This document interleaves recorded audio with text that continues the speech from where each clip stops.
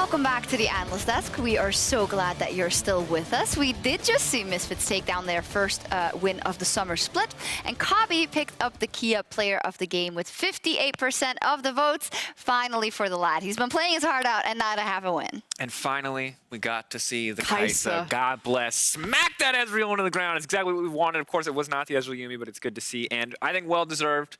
That first game from Kabe was a beautiful thing to watch. It was a tragedy the Misfits couldn't find the win. And from what you've heard from Dan, hey, 2 games, that's all it takes to get the int out, and smooth sailing, hopefully, for Misfits now. And then now for OG, we went from to woo to It's a roller coaster for a team that's like supposed to build everything on their consistency. I'm not seeing a lot of consistency right now, Origin. No, but we can talk about that more when they play next week. And we're going to talk a little bit actually about Origin also here, but we're going to turn our attention to the match on the docket. G2 versus Vitality, the reigning champions who suffered their first loss yesterday to Origin. But the question is, what can Vitality learn from Origin's game plan? What is it that OG did correctly that Vitality could replicate here? So much of Origin's game plan here was about just dominating in individual capacity, punishing G2 for, I think, over-aggressive plays. When G2 tried to style, OG was ready at every turn. When we look back at some of those moments, it was just well played by OG. And the best part about this game was when they put their foot on the gas, they never took it off. We talked about it earlier today, and you can see here that they just,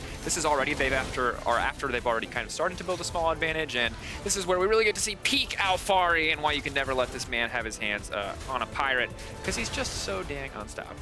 When you fight G2, you have to skirmish them all the time. You have to be ready. That was step 1 of what Origin did. They made sure that they were always ready to battle. Step 2, which technically wasn't really revealed with the execution of the game, but was intended with the game plan, is they picked the Corki over the Azir, and they ran teleport on the Corki into the Zoe lane. And why that's important is you must control caps, or you must be able to follow caps. We see that time and time again when teams happen to steamroll through G2, usually their mid laner is better at roaming or at least following him. I'm hearing a lot of, it also comes down a lot to how the individuals match up against the other individuals then, because in those decisions, you do have to be better than your opponent in that moment. Does that really work for Vitality? Okay, I got some real talk. Hold on, I gotta get down. Okay. Gotta take it down a notch. Some real talk, no. So the issue is that if you look at Vitality's schedule so far, they've gone up against Schalke, who I think right now easily the weakest team in the league, and against Fnatic, and they got clobbered by Fnatic. They have scaling compositions, or they've been really abusing the Ezreal Yumi, so this is kind of the first time that we'll get to see Vitality really measure up and see. Unfortunately, it's against G2, but no, I don't think they can contest in the lane at all. I think they're about to get clobbered again. All right, so let's take a look at their draft yesterday versus Fnatic. What do we think about this, and what of this do we want to see versus the G2? So, first and foremost, against any team at all, you should be banning Syndra. That's a mandatory ban for me. That's true. Most importantly, against G2, or against Fnatic right here, or G2, because now that they've proven that they can play the flex picks, there's no more gut check we can afford to give this to you. Syndra is just absolutely way too powerful of a champion, and Rekkles and Hylissang reminded us why it should be nerfed. While the plan here did feel overall solid, I like that they're once again putting emphasis on scaling. They're kind of doing what has worked for them already. This is not a team where you can afford to do that, where you can have double scaling picks against something with so much proactive playmaking early on in the game, because you're just going to get shut down by a team like Fnatic. Now, something that Vitality did do really well against Fnatic is when that Fnatic started to apply pressure to them, we're using some of these more early game tools like the Syndra that Dracos is talking about. Vitality didn't just bleed out. Like, their macro game was still strong. They backed off the tower, they went down in CS, but they didn't kind of double down and feed into it like Vitality had done in the past. So I do want to credit that this Vitality is much better than what we saw last split. Unfortunately, that much better, that bar was still very low. Something positive I would throw their way is that some people get completely ran over, but okay, this sounds bad, but it took a while. I think they resisted for a while really well, and that gives me some hope. Vitality were really good at recognizing like when that they were in danger and to disengage from it. But the issue is that while it did look like they resisted, ultimately Fnatic just got to have their way with them. They accumulated a gold lead so quickly, and then once it was time to go, they just ran them over.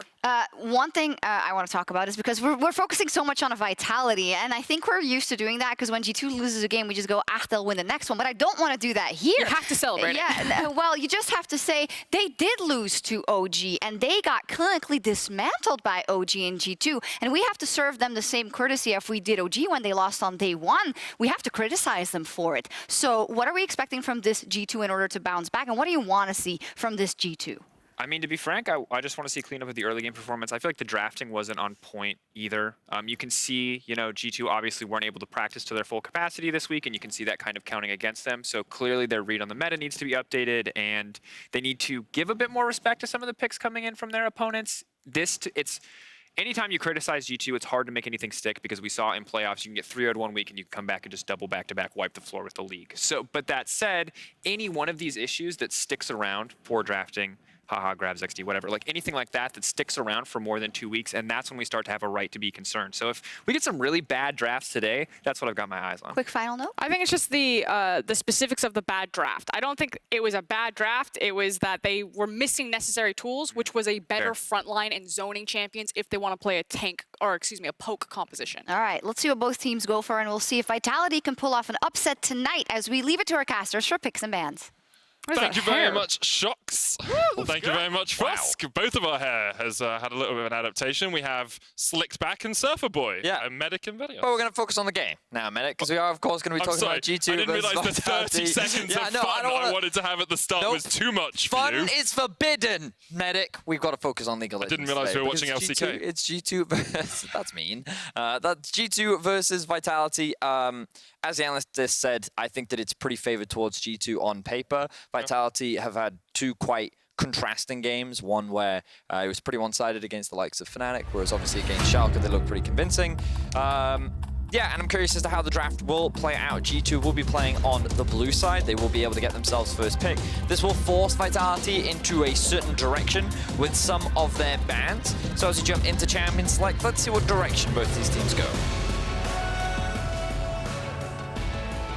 We have seen a lot of priority on getting rid of things like the Varus, the Aphelios, the Kalista, the Syndra. There are some bans that kind of just seem to be ubiquitous throughout draft this weekend, and we'll see if both these teams agree that those champs need to be kept off the board.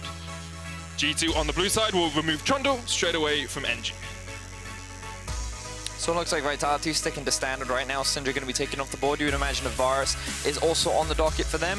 Azir going to be taking away the Azir, so that's not... Azir. G2 going to be taking away the Azir, rather. So that's not going to be prioritized from their perspective. There's the Varus that we were talking about. Ezreal also taken off the board. Aphelios' first pick is the expectation right now with the direction that G2 Esports is going with their bans. Yeah, Aphelios' first pick makes a lot of sense. We'll see if Team Vitality decide that they want to get rid of it. Melita has only played Azir so far in the LEC, so not too surprised by that ban either from G2. And Vitality just taking a moment here, thinking over whether they want to get rid of that Aphelios, whether they want to look towards something else, maybe Probably like just the Graves. The Graves. I think Graves will be the priority. Yeah. Yeah, I think that a lot of teams respect how powerful Graves is in the current meta, and they don't want to allow him through.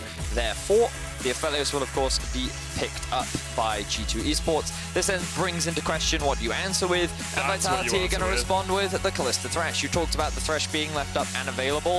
If Vitality can grab it, they certainly will. You don't really want to give that Thresh over even to an Aphelios who, depending on what matchup he's in, can very much influence how strong of a laning phase he has, and I think that by giving him a Thresh, it naturally makes his 2v2 that much stronger. So good denial from Team Vitality. G2 will likely now lock in their support and jungler. The question is, what direction will they go? And it looks like Mickey back on Tahm Kench duty. Poor man. I think like he's played more Tahm Kench than anyone else in Europe so far. I mean, he's played 66% of his games this split Yeah, exactly. on Tahm Kench, and we heard him saying yesterday on PGL how much he dislikes the champion. So we'll see if he is able to pilot it well this game. Alongside that, it looks like it's going to be Jankos picking up the lead. So Sin. Jankos trying to redeem after his performance yesterday. He definitely made a couple of crucial mistakes on his Lee yesterday. So we'll see if things change. I have a very mixed opinion on Lee Sin in the current meta. Pro players clearly think that it is very strong as we continue to see it. Obviously has high impact in the early game, can be very gank focused, but I feel with the scaling meta we're heading towards, there aren't actually that many easy lanes that you can play around with a Lee Sin, so he kind of falls off much earlier than you typically expect. So we'll have to see how much impact Jankos can actually have with the champion. And I'm already seeing a lane that he's going to struggle to play around, the Kalista Thresh, because all you have to do is chuck a Lantern towards the Kalista and you get her out of dodge whenever that gank comes in, and then you have the Fate's Call later on. The Pokeball strategy with the Thresh Callista. Vitality going to get rid of Pokeball. Oh, Pokeball. Okay, that makes more sense. This sounds like you half listened to what I'm I saying. couldn't hear know it's the poker. norm. I just heard poke. That was all. Pokeball. Yeah, no, okay, no, I get you now. Okay, yeah. Cool. Makes sense. LeBlanc banned away, Orianna getting removed as well. It does look like G2 are trying to get rid of some of the control mages that Melitza is known for in the mid lane, with the Syndra removed, with the Orianna removed, with the Azir removed. He is going to be falling back to that second string of his champion pool. A lot of mid laners are being taken off the board right now. Pretty much all of the conventional A-tier, S-tier champions are being banned away. So what direction will both these teams take? Looking at some blind pick possibilities. I mean, we've seen a bit of Silas. Corki is another one that you could go for, unless G2 choose to ban that one away. Okay, so Corki would probably be one of the safest blind picks left, given amongst the strong blind pickable mid laners that you do have. They could also blind pick top laners. I'm thinking Ornn is available. Yeah, Ornn they could also go for. Just trying to think what else we've got. I think Maokai is always a dangerous blind pick. You could consider a Gangplank, but that's risky as well. Ooh, okay, Jace, nice. All right, so cool thing about Jace is you can flex it between both mid and top, which is probably why it is such a strong blind pickable champion. We haven't really seen Jace in Europe at all as of yet this week. So I'm looking forward to seeing this one come out. I think we did see it in North America last night. Went all in on that poke comp from CLG, I feel. But we're not going to be seeing that from a team of Vitality today.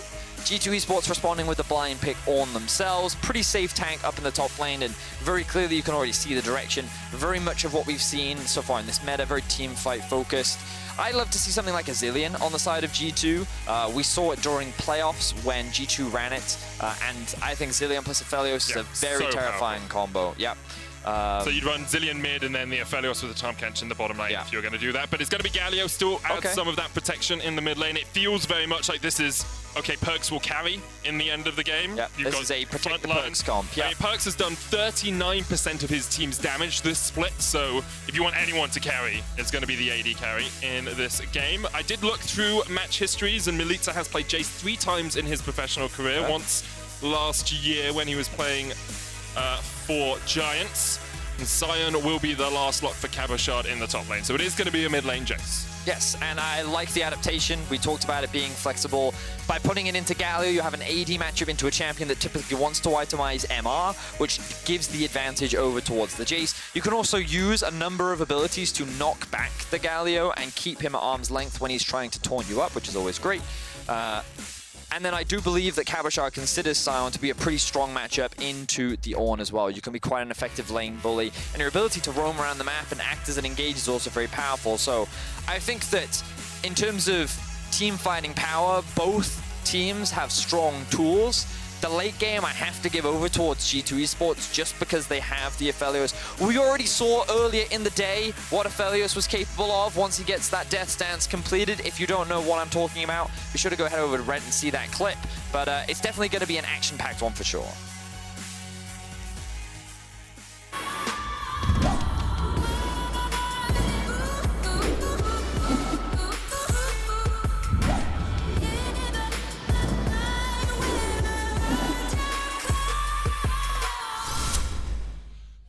And on to Summoner's Rift we go for the 4th time in the day.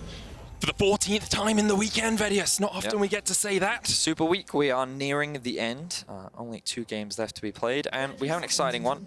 Again, expectations are that G2 are the favorites, as they often are when they play here in Europe. But after their defeat to Origin yesterday, some question marks are coming around. As I think you have to look at coming into week 1, often we see teams struggle. Usually they maybe haven't completely figured out the meta yet. Maybe they are still figuring out their team synergy. Maybe they haven't, they're just making classical macro, micro, small mistakes as they get back into the rhythm of playing on the LEC. And this is a great opportunity for many teams to pick up those very important wins against teams that you typically wouldn't expect. So I don't want to count Vitality out completely. I think they've got a solid comp, but I do think they have to try and find some advantages with this Callista Thresh combo. It doesn't necessarily have to be in the 2v2 bot lane, but I want to see them get comp ahead. I think that they showcased that they could do it when they played against Schalke at the beginning of the week. The question is, can they do it against the likes of G2 Esports when they have so much peel and defense for this Aphelios in the Tahm Kench and the Galio as well? I mean, an issue with Kalista is you kind of have to snowball her, right? You kind of have to get her really strong in the mid game because she does fall off as the game goes on. And you already mentioned the scaling AD carries on the side of G2. So if we're getting towards, 3-4 items on both the AD carries, G2 should be in a strong position to close out the game. We'll see if Lavrov and Comp can do anything early on. And I think it's tied in as well that champions that are quite good into Kalista are ones that can punish her relatively short range and things that can slow her down. And a Galio ultimate on top of his taunt makes things really obnoxious for a Kalista to really get in and start dishing out that damage. So I think these team fights are going to be harder for her to play later on, but you can see they're about to hit the level 2. They're looking for an engage. Yeah, Lavrov stepping forward with the flay there, gets it early on. The exhaust comes down and the heal is used as well. Death sentence will land, but Mickey doesn't have too many spears in him. The ignite is ticking away and Mickey might fall. One more tick would be enough, but the biscuits and the pots are enough to keep him alive. G2 just about surviving in the bottom lane. Really like the aggression there from Vitality's bot lane duo, and they do force a number of summoner spells out from the G2 bot lane. With only the Ignite being burnt, this sets up Vitality for success. You can see the Gragas did a full clear up towards his top red side. He's now going to be pathing towards bot. He can look to threaten a dive. They may want to wait for the next set of minion waves, but we've got to see where everyone else is on the map. Jankos right now sitting up towards the top side, looking for a potential cross map. And I think NG can see, okay, there's not a big enough wave towards the bot side of the map. We're not going to take that gamble. We're just going to disengage for now.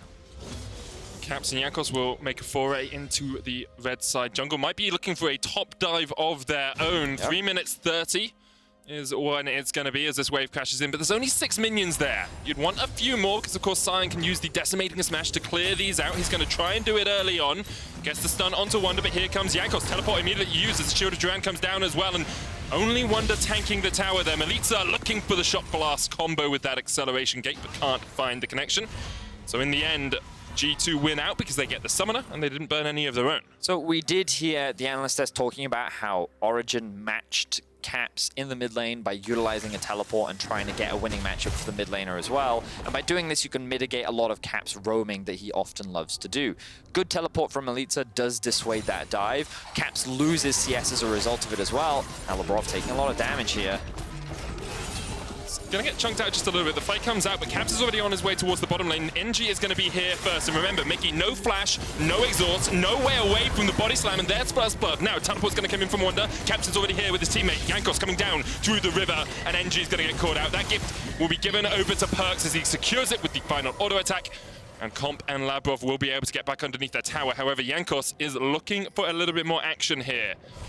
Comp has had to burn his flash. Jankos is just trying to delay this back, make sure the wave pushes into the tower and deny some of that CS from the Vitality bottom lane. So Jankos is just buying time, wasting time largely to allow Perks to get this push in, and he can get a good reset here because he'll be able to reset before Comp and Lavrov and just making them overall feel very uncomfortable. But if you've ever wanted to see a pampered AD carry, you're looking at one right now, because not only did Caps walk into bot lane, his top laner also TP'd bot just as the wave was arriving as well. And that just goes to show how important Perks is to the success of G2's composition. They need him in a healthy spot. He secures himself a kill, and he will be able to complete the BF sword now as well. And the reason they knew NG was on that bottom side of the map is where Jankos is backing right now, there was a G2 ward. They spotted him coming through here towards the Razor Beaks. They knew he was going to go towards the Krugs, and so Caps, instead of resetting back towards mid lane, decided, I'm going to go bot to make sure we can try and turn this fight around in the bottom lane. So it ends up being 1-for-1. Vitality have the gold advantage right now because so much farm is being sacrificed in mid and top lane, and if we could quickly swap over to the gold, we can better illustrate the differences. And you can see small advantage in the top lane, big difference between the junglers. Of course, Gragas did get himself that kill. Small advantage in mid with the small deficit coming out from the bot lane, where Perks also got that kill. So these slight CS discrepancies, especially between the junglers, is starting to amount to a small gold lead. Nothing too significant for the time being. Definitely game isn't in disaster state for Vitality just yet, but we want to see them try and capitalize more on the fact that there's no flash on Mickey, and it looks like they're going for a trade. That's going to get chunked out there. The sentry comes down, forcing Comp just to back away, but the reason Vitality are being so aggressive in the bottom lane is NG is on the dragon. He almost dies for it. He will be able to secure it with a little bit of help from Melitza. That's the first major objective going over to Vitality. They knew Jankos was on the top side of the map as they had placed a ward on his Gromp earlier on.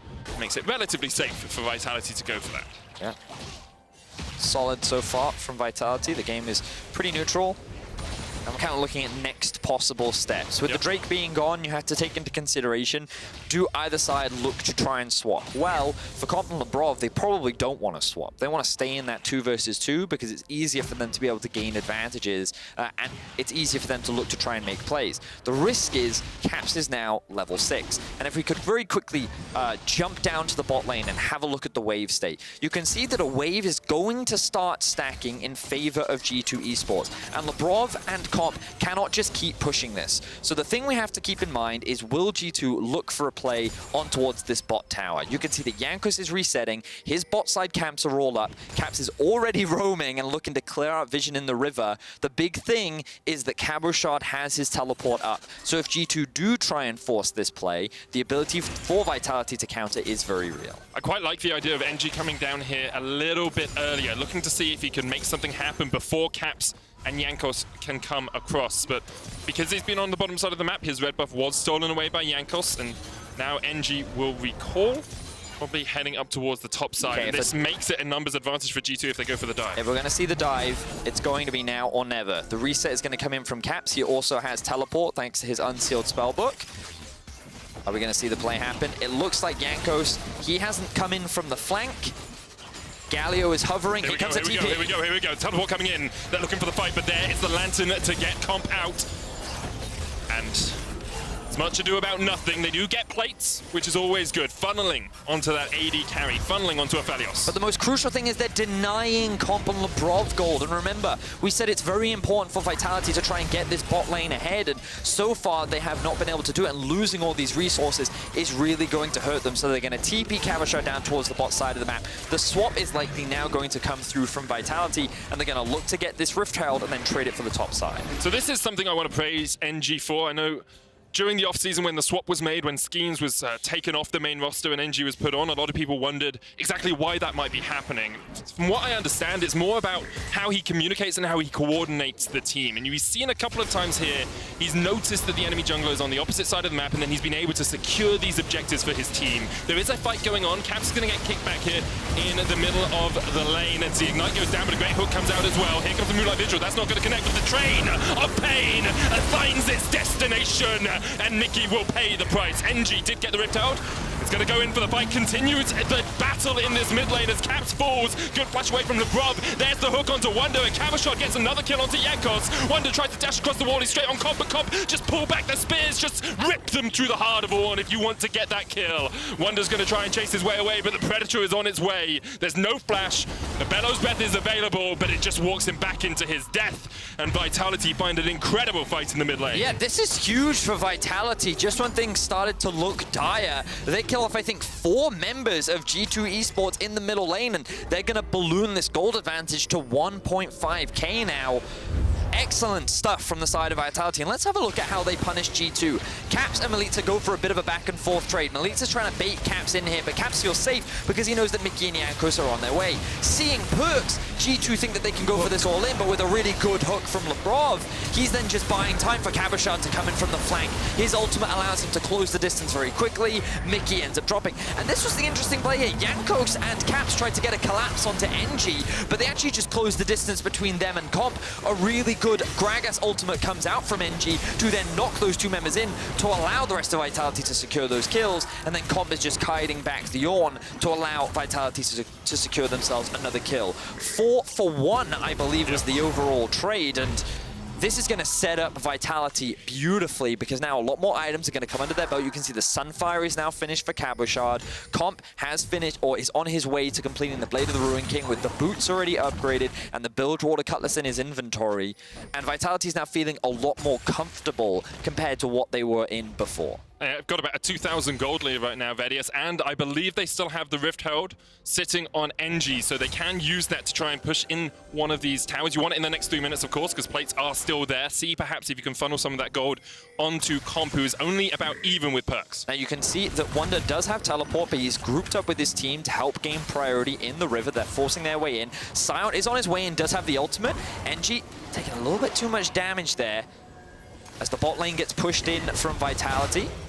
Just trying to get a bit of a chunk here. He's going to knock Mickey away from the team. Comp is on his way as well, and there's Mickey's just going to get hooked up. The rest of G2 say, okay, Mickey, I'm sorry, but the reason you're playing Tahm Kench is to save us, and you can do that by dying in the river. Comp will be given the kill. He's on a killing spree now, and there goes the Rift Herald down mid. Vitality are trying to break open this turret and break open this game. Yeah, the coordination from G2 seems a little bit off right now as Vitality are just picking them apart. They have good lane assignments, they're pushing out their waves appropriately, and they just catch Mickey out, which enables them to secure this mid tower, and now they can rotate down and secure this Drake for themselves as well. And we've gone from Perks having a 300 gold lead to Comp having a 700 gold lead. Look at the mid lane. That was a 100 gold difference just a few minutes ago. Now it's a 1,300 gold lead for Milica. Vitality are getting these advantages, and if they can continue to make plays like this, and if G2 continue to misstep like they have done in a couple of these fights, Vitality are well on their way to a victory. I mean, the thing is, Vitality are now in the driver's seat, right? They're the ones dictating the next couple of plays that are going to be happening over the next few minutes. And this is where G2 kind of need to put the foot in the brake and say, okay, let's slow the game down. We've got to allow our Aphelios to scale up, because as we mentioned, when you get to the team fights later, it's going to be very difficult to kill this Aphelios with the amount of peel that he has. And the fact that Galio is a little bit behind, the fact that Ornn is a little bit behind, in the grand scheme of things doesn't matter a lot. What matters is where the Aphelios is, and right now he's on track. But G2 still need to get to that point, so they have to slow down while Vitality want to up the aggression. You can see that they have their eyes set on this Drake. They've got Milica pushing in bot, knowing that he has the teleport. Comp and Labrov are going to hold the mid wave and make sure that this priority is uncontested. Cabochard's sitting in the river, and I really like this setup from Vitality. They have control, they're going to start this one off, and Jankos at best can try for a steal, but it's likely that G2 are just going to avoid the fight for now. Of course, the important thing about getting these Drakes in a timely fashion is you keep that clock ticking towards the soul. Yep. It's going to be an Ocean Soul this game, which is so incredibly powerful. And by getting the second one, Vitality just make it ever closer to G2 having to take a fight perhaps that they don't want. G2 will struggle to stall when you're fighting for those third and fourth dragons. Let's have a look at where we are in terms of map state. Most of the outer towers are still pretty healthy. Only that mid lane one for G2 has fallen. And the rest of them are still pretty high up in terms of HP.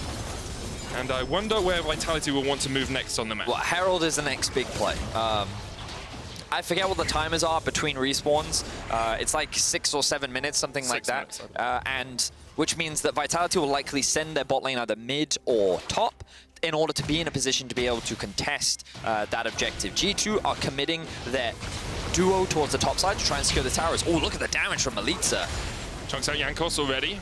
Not that much tankiness on Jankos. Milica's gone. Yumu's first, and here comes Cabo. Mickey is having a whale of a time, just continually getting gobbled up by Vitality. 0-4-0 on the Catfish. Is he just not going to flash this game? Like, he's had this up for pretty much every single play that's happened. The only... I can't tell you about the other ones, but there, if he flashes in towards his own turret, he gets hit by Cabochard. I mean, if sure. he flashes down towards River, he gets hit by NG. Maybe he's just flashing so that, because if he does flash, then Perks gets exposed. You know, in any case, he's held onto it for a while. Perks is pretty exposed right here as well. Yes, he is. NG with a good flank across, lands the body slam, lands the cast. Perks tries to heal up, and Mickey is there just in time. He eats him up. Perks healed up with the Severum and that Moonlight Vigil. Now they're trying to turn it around, but Labrov once again hits a great play. The Fate's Call drags him out of the hero's entrance, and Caps is a little bit too heroic, a little bit too late. Cabochard, though, is going to get knocked over the Call of the Forge God. Once again, Labrov hits a hook across the wall and goes in with a play, and now Comp's going to open up. Spear after spear after spear into the backs of G2. They have to run down towards the bottom side of this lane, and Vitality get everyone out alive, kill Perks, kill Mickey. They are 8-2 up with a 4,000 gold lead, Vedius. Yeah, I love the fact that Vitality are keeping the momentum going. They're utilizing this Sion extremely well. Every time he's got his ultimate up and every time G2 try to force something, Cabochard is there and ready to engage. And you can see that G2's like, okay, it's fine. Well, we're ahead in tempo right now. We can move up towards the top side of the map and we can just start threatening this tower. But Melita's like, okay, I'm going to chunk them out, but let's go. The TP comes in from Sion. This is where Mickey, I think he's saying like, I'm body blocking for my team. I'll sacrifice my life so that Perks can get away. But this is a very good punish from Vitality, who can now trade a tower back in their favor. Perks is hovering around, wants to try and get XP, and NG's managed to sneak in behind, and Perks is like, oh, this is very dangerous. Smart thinking here from Perks to use his ultimate to get that chunk of health back, and then Mickey with a clutch ulti to come in and save him as well. You think, oh, this is where G2 turning around, but it's still 3 versus 5, and a really good play from Lebrov to then be brought to safety by Comp was just excellent execution.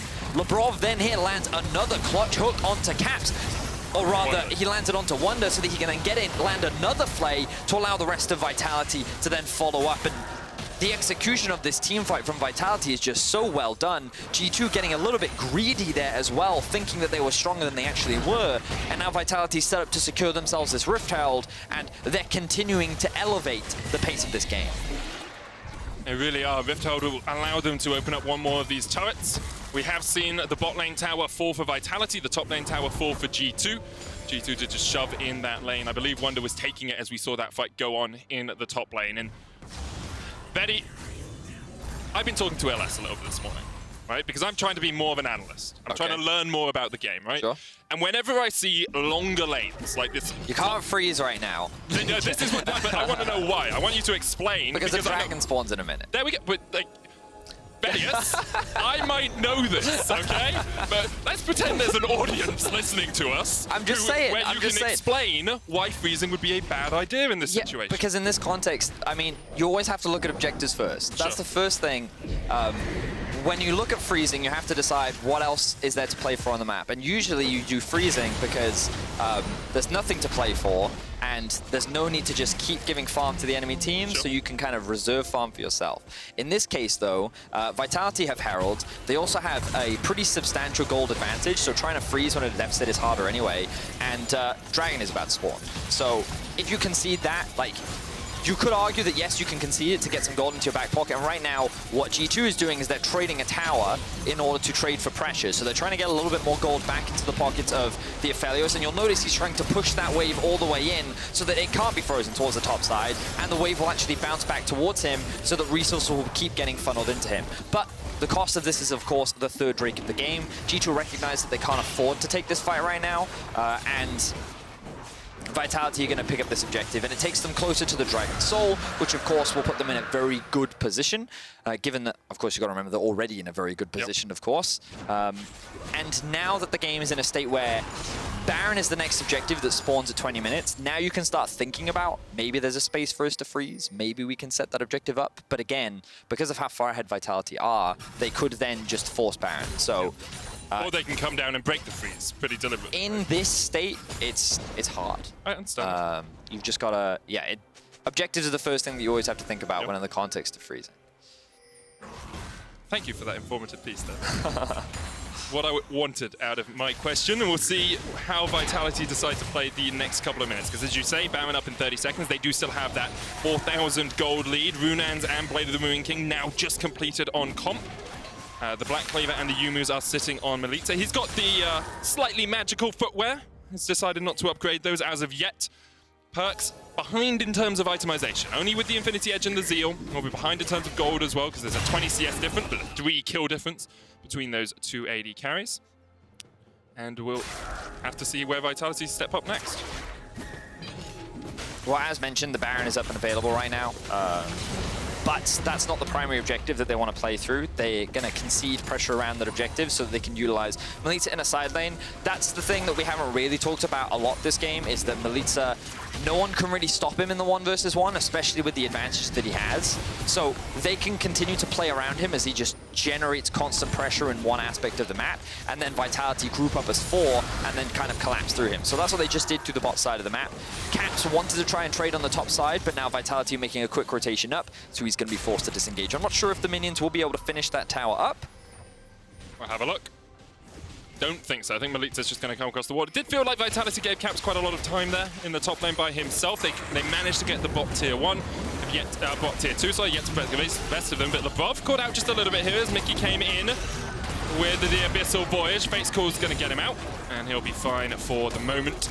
Nice sidestepping there from Lebrov. The play that this creates for G2 is to reclaim some control around the Baron. You'll notice that they need to reset because they need to restock on their wards and also their control wards. So they're just going to very quickly go through the river, see if they can clear anything out, and they get a primary reset. So now the vision is all stocked up to be in a position to try and stall out and contest this Baron. The other thing that you now have to think about is the Dragon Soul as well. We've been talking a lot about it. That's going to be spawning in about 2 minutes' time. It's not something that G2 have to immediately be worried about, but it is something that Vitality will be constantly thinking about. Because if they secure it, the game becomes very difficult for G2 to then turn around with the amount of sustain they'll have and the amount of damage that they'll have with their composition.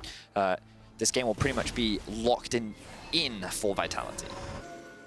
Ooh, QSS coming out from Comp as well. I think that's a very important pickup when you think about the CC that's coming out from the side of G2. You've got Wonder with the CC with the Brittle, you've got the Gravitum gun from Aphelios, you've got the Shielded Durand, that Taunt coming out from Galio as well, so definitely makes sense, especially since Kalista is one of those slightly shorter range who can be caught out by Galio in the Taunt pretty easily.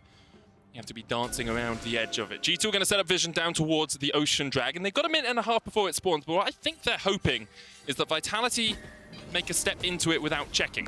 NG is going to stop that from happening as he pops the Scryer's Bloom and will spot out all of G2. He now pushes in by himself and doesn't want to go too far because Cabochard is not on this side of the map. He's off towards top. Jankos looking for NG. Can't quite find him. And this will mean that you have a large push advantage for Vitality on the top side. They can get vision around the Baron. They could start it if they wanted, but of course, NG was not there with them at the start of this play. It's also a gamble to start it because you're also giving an opportunity then for G2 to find a team fight where they can actually... Oh, here it goes. NG just running straight into the taunt. He might be dead before he can even get anything off. Lebrov's going to land a hook onto Mickey, but here comes the Pain train from the backside as we can see Cabochard trying to get on towards them. Court of the Forge God comes out, but Cabochard and Melitza are just ripping through the backline. It's not even about comp anymore. It's about Melitza and Cabochard working as a duo to kill off the backline. Cabo gets a double. Wonder's going to fall, and it's going to be Melitza or Cabo who secures him. A 4-for-2 exchange in favor of Vitality. They've got 20 seconds on the Dragon if they want it. That's an Ocean Soul, Vedius. It's G2 that start the fight, but it's Vitality that finishes it, and they executed upon that beautifully. Cabochard just diving onto the backline. Execution at Sion, getting that kill onto Perks. Caps looking for a sneaky play. I don't know if he can one-shot Comp, but he will find him. Going to try to, but Comp is just running the opposite direction. Caps is going to try and get the one-shot, but a good flash away from the Justice Punch, and Comp goes on a rampage. Yet to die this game, 4-0-7. One better than Cabochard, who's sitting at 4-0-6. The Abyssal Voyage is going to take a little short hop, but this is Jankos in the belly as he's looking to try and upset the apple cart. Looking for the steal, but already the smite comes down. Vitality, 24 minutes in, Vedius. They are 13-4 up against G2. Yeah, Vitality are playing extremely well, and here we see NG just get obliterated off the bat, but the crucial thing is Comp isn't touched, so he's sitting on the back line, just chipping away at his opponents. Then Cabochard comes in, and all of G2's attention comes onto focusing him. Yes, Comp does get exhausted, but notice the burst that comes out from Melitza and Cabochard on the back line. The protection is not there for Perks. He instantly drops, and with him gone, the damage isn't available anymore. So even though Vitality start that fight off in a 4-versus-5 deficit, they're still able to execute so well upon it that they're able to come out on top. But I just want to take a minute here, Vedius. This is the same Vitality that only got 2 wins in Spring Split, right? Well, no, because they have 3 new players. It's the same team. It's the same organization. I mean, Because sure. What a change for this organization. In week 1, to be battling against G2, to be 6,000 gold ahead at the 25-minute mark, to have an Ocean Soul, to now have a Baron. This is such a transformation. This is like Schalke in spring to Schalke in summer level of transformation for this team. Exactly. I think Vitality played extremely well in the early game. They found a very good fight around the mid lane, and I think that they've continuously found good fights, and they've done a great job of accelerating the pace of the game. And one of the big criticisms we had for Vitality last split was that they could only really play around Cabochard, but now we're seeing a lot more ways in which they can play, and it feels like Vitality's game plan has been just kill Mickey as often as we can. But, I mean, Cabochard got 2 flashes out there just by using his ult, and now Perkz doesn't have the protection of Mickey. Does have Caps to save him as he's able to get away. The Fate's Call comes out. Caps dodges it with a Justice Punch. That was actually beautiful, but the play comes in. Caps is just going to get demolished. He tried to do everything he could. Mechanically, it was brilliant, but you are just too far behind to win out with pure mechanics alone. 7,300 gold lead for Vitality. An Ocean Drake, a Baron, a 2-man advantage for the next 30 seconds. This could be Vitality breaking this game. Yeah, there are still 3 members of G2 left alive, but with how strong Vitality are, they can just run through the base. They have a wave stacking up in bot lane as well. They'll likely take that. And then Vitality, they're on track to take down G2 and get a big win. What a transformation. They're going to come down towards this bottom lane. They've already taken the mid lane in here. Cabochard has prepped the wave, pushing in. They're going to be able to take this turret as well. Jankos now back alive. Caps on his way in just 4 seconds' time. And it might stall out the game. A 5v5 perhaps is not what Vitality want as of yet. They're going to back away and get those next items. I believe Comp has enough to get himself that Death Dance. Yep, sitting on 1,300, so I think that's actually might need a little bit more, if I remember correctly. But he does have a 2,000 gold lead over Perkz, and he's in a very strong position. Only 1 lane left for them to push. Baron is about to run out, but they will have the option to wait for it if they so desire. Instead, Cabochard's going to TP up to the lane, try and get that Baron buff on some of those minions and push them in. And we'll see how G2 are able to react to this, because they're currently having to defend 3 lanes at once. You can see that G2 is trying to push out some of these waves to slow down the assault from Vitality, but it's not going to last for very long. Miliz is already in mid lane, will just hit level 16 and is very strong on the Jace right now. They're also shoving in top, and G2, they have the right... Wow, Vitality rather have the right set on ending out this game. Very impressive performance from Vitality. Off that big early advantage in the mid lane, they were able to keep the snowball going. They've at every single opportunity been able to outplay G2, and they're on track to ending this Super Week 2-1. Only 1 tower remains, 1 inhibitor remains. They still have a bit of time left on their Baron buff. They're going to keep the pressure up. But Vitality, patient hook lands. Mickey has no flash. Remember, he burned it in the bottom lane, and now he is done for. Quarter shot comes out. But meanwhile, in the mid lane, Milica's just 2v1. Look at Caps, he's got no health. Jankos has to jump away. And Milica, after a long wait, is finally making himself known on the LEC stage, taking out not just Caps, but also Jankos in that play. Vitality can push in the final lane here, but there are supers double in the bottom lane. 1 coming through mid in just a few moments' time. LeBron once again landing the hook, and NG goes in, goes golden, and perhaps that's the gold meta. Perkz ults over to Narnia in entirely the wrong direction. He's gone. So is Jankos, so is Caps, so is any hope G2 had of winning this game. Vitality, in probably the biggest upset of the weekend, are going to take down G2 and stake a claim for playoffs in an incredible performance. Excellent game from Vitality. The big question we had coming into the game was, can they get an early advantage and can they run away with it? At first, things looked a little shaky. Their bot lane got forced off of the 2v2 in the bot lane.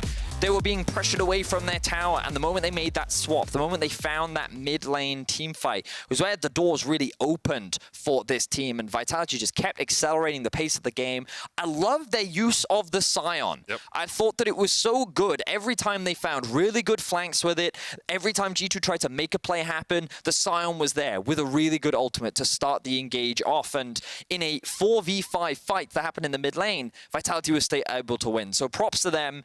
It only sets sets up for a more exciting split if Vitality is on an upwards trajectory. It really does. You guys can vote for your key player of the game at LEC on Twitter. Cabo, Milica, and Comp are your options. Choose any of them. Choose any of them. They were all incredible. We're stepping away, but when we return, Law is going to check in with Cabochard, the mustached man himself, for more on that upset.